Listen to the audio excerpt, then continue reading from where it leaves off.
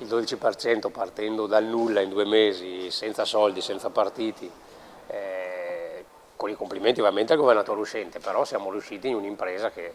senza appunto simboli di partito, senza una struttura, in 2 mesi soltanto è un mezzo miracolo. Un 12% che per Tosi equivale a un mezzo miracolo, un paragone che forse fa bruciare meno la ferita per un risultato che la compagine guidata dal sindaco di Verona sperava fosse migliore. Ma Tosi si rimbocca le maniche e guarda avanti, un risultato che per lui è il primo passo per costruire qualcosa di più grande a livello nazionale, facendo risorgere il vecchio centrodestra. Col seno di poi, una corsa che Tosi rifarebbe così come l'ha fatta. Sì, perché noi abbiamo difeso lo statuto della Lega Nord Liga Veneta, difeso l'autonomia della Liga Veneta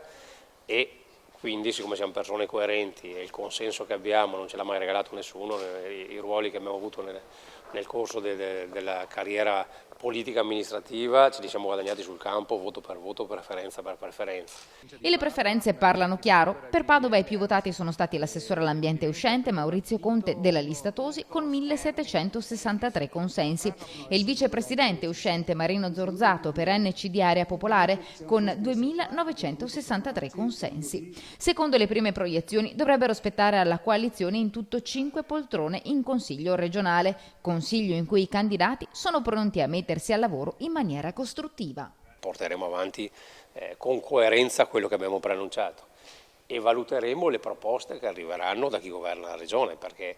noi non facciamo opposizione a prescindere, non è che si vota no a tutto e a tutti perché si sta all'opposizione,